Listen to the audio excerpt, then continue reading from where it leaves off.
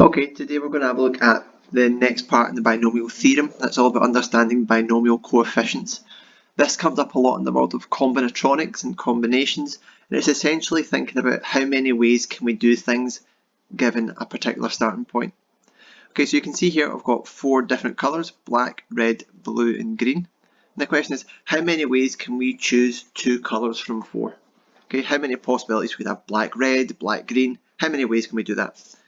So when the numbers are quite small, we can be quite systematic. Okay, we could do black with red, black with blue, black with green. So let's just do a wee tally mark here, 1, 2, 3. We could do red with blue and red with green. That's 4, 5. And then finally we've got blue with green, which is one more, which is 6. So we've got 6 possible options of choosing 2 colours from 4. Let's imagine we increase the number of colours. Let's imagine we've got like a yellow, like a mustardy sort of colour. How many ways can we choose 4 colours from 5? Okay, so for example, we could choose these 4. That would be one option. Or we could have chosen these 4. That would be an option.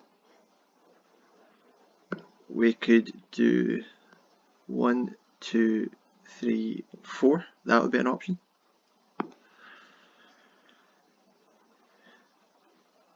But eventually it gets a wee bit kind of complex to try and work through. You need to be really ordered and be quite systematic. So I'm just going to tell you here that there are 5 ways to do this. Okay, but let's imagine we had 11 objects and we wanted to choose 6 of them. That's going to involve a lot of work. Okay, so what we can do is we have got a formula that we can use that can allow us to calculate this quite quickly, and in a few videos time we'll be able to link it to Pascal's triangle as well. Okay, so what we did here is we chose 2 from 4. Okay, so we chose 2 from 4. Okay, so there's a few different ways that we can write this in advanced higher. Okay, so we could write it in the following way. Okay, this reads as 4 choose 2. Okay, so we've got 4 objects and we choose 2 of them.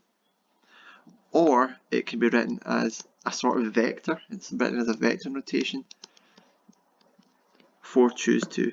You're generally more likely to see this notation on the right hand side here. 4 choose 2.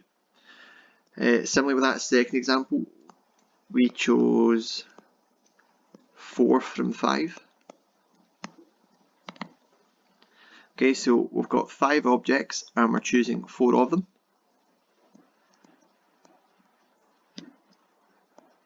Or we could just do 5 choose 4.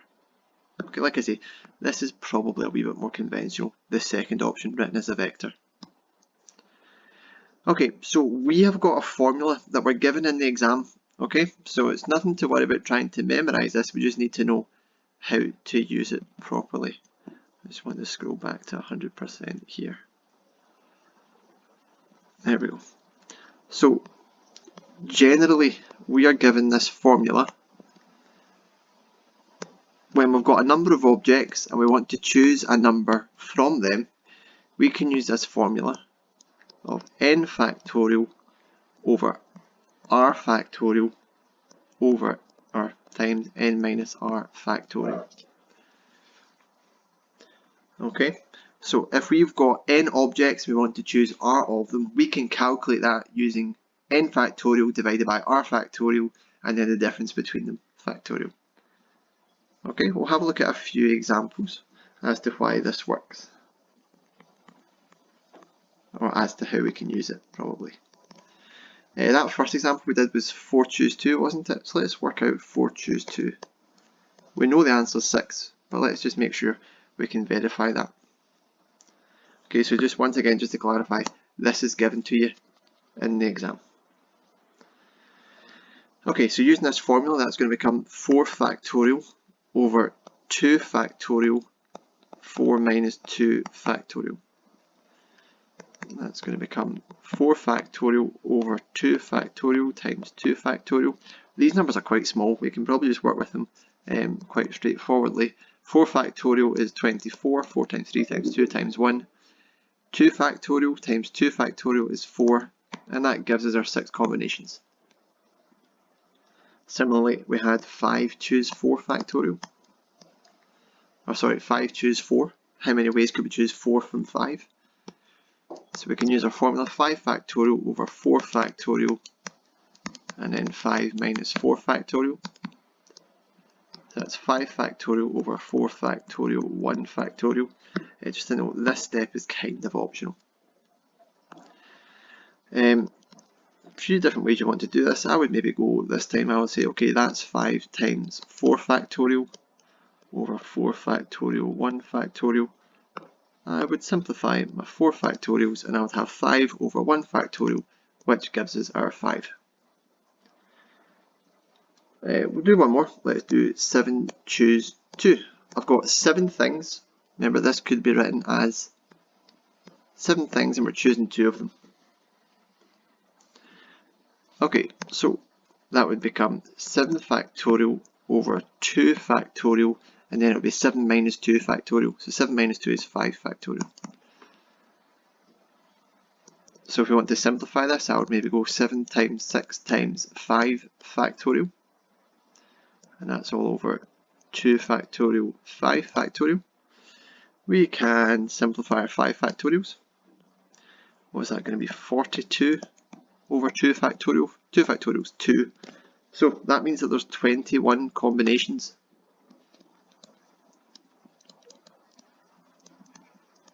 Ways to choose 2 things from 7. We prompt to maybe think about here.